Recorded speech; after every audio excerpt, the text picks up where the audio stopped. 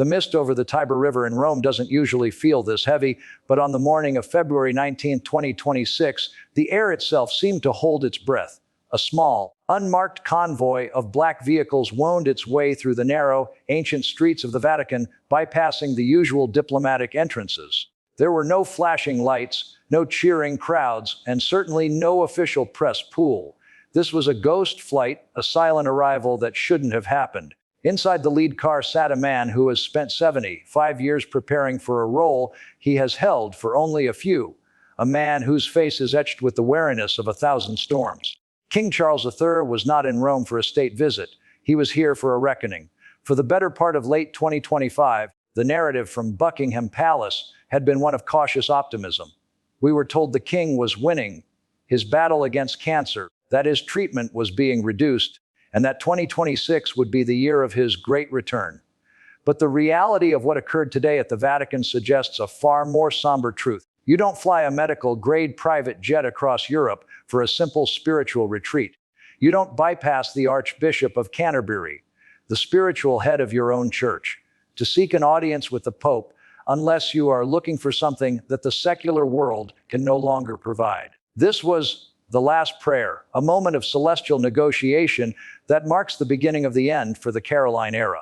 To understand why this secret meeting is so explosive, we have to look at the state of the crown in early 2026. The regency of Prince William is no longer a potential scenario, it is a functioning reality. While Charles has been the face on the coins, William has become the hand on the wheel. The Shadow King has been presiding over Privy Council meetings, handling the explosive fallout of the Prince Andrew files, and managing a monarchy that is increasingly desperate for stability. But a regency is a state of limbo. It is a waiting room. And today's secret prayer in the Sistine Chapel suggests that the waiting room is about to be cleared. The silence inside the Vatican today was absolute. Sources close to the prefecture of the pontifical household whisper that the meeting between King Charles and Pope Leo XIV lasted far longer than any standard audience. They weren't discussing climate change or interfaith dialogue, topics Charles has championed for decades. They were discussing the divine right and the burden of the finish line. In the Catholic tradition, the last rites, or a final blessing, is a moment of transition. For a British monarch who is also the supreme governor of the Church of England, seeking such a moment at the heart of the Roman Catholic Church is a staggering break from tradition. It is a signal that when you are facing the ultimate horizon, the walls built by the Reformation matter far less than the peace of the soul. But why the secrecy? Why did the palace go to such lengths to hide this journey? The answer lies in the fragile stability of the United Kingdom. In early 2026, the country is navigating a cost of living crisis and a growing Republican movement. The news that the king is preparing for the end could trigger a constitutional earthquake. If Charles is indeed planning to abdicate, a word that has been a curse in the Windsor family since 1936, the transition must be handled with the precision of a surgical strike. The Vatican visit was the spiritual preamble to that strike. As the king sat beneath Michelangelo's Last Judgment, the weight of history must have been suffocating. He is a man who waited his entire life to lead, only to be met with a biological betrayal just as he reached the summit. The tragedy of Charles III is not that he wasn't a good king, but that he was a king out of time. By seeking this audience with the Pope, he is allegedly looking for a way to exit the stage with a grace that his predecessor, Edward V, never found. He wants to be the king who saved the monarchy by knowing when to let it go. The role of Queen Camilla in this Vatican Protocol cannot be overstated.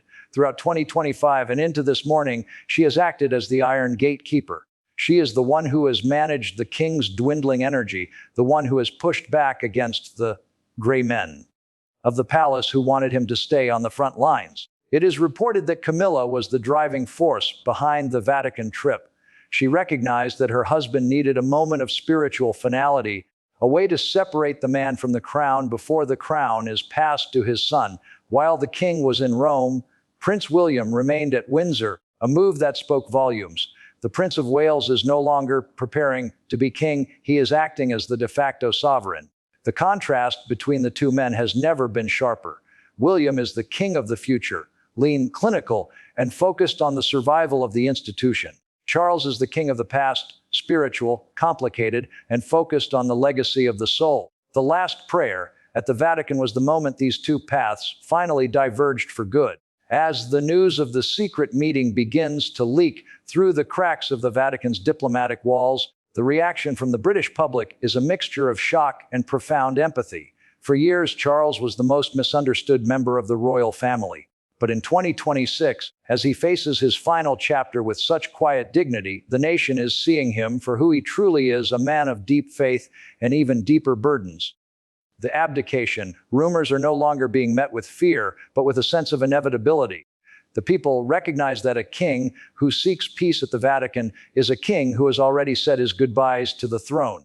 The logistical details of the trip are now emerging, and they paint a picture of a medical exile.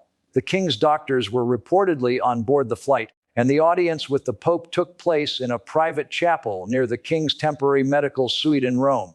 This wasn't a holiday. It was a pilgrimage of necessity. When the king returns to London tonight, he will not be the same man who left. He will be a king who has handed his spirit over to the heavens, leaving only the formal duties of the state to be transferred to his heir. We are standing on the precipice of the Williamite era. The transition that began in the hospitals of London in 2024 is reaching its climax in the chapels of Rome in 2026. The last prayer was the final act of a king who has finally found the courage to say, "It is enough." The crown is a heavy burden, one that Charles has carried with a unique, tortured grace. But as the sun sets over St. Peter's Basilica, it is clear that the weight is being lifted. The secret of the Vatican visit will eventually be recorded in the history books as the moment the Caroline reign effectively ended. It was the day the king chose the cross over the crown and the soul over the scepter. For Prince William, the path is now clear. For the British people, the mourning has already begun, even if the announcement hasn't been made. And for King Charles III, the prayer he whispered in the silence of the Sistine Chapel may be the only thing that truly belongs to him and not to the history he was born to serve. The legacy of this moment will be felt for generations. It breaks the life-long service mantra of Queen Elizabeth II, but it does so in a way that preserves the institution for Prince George and beyond.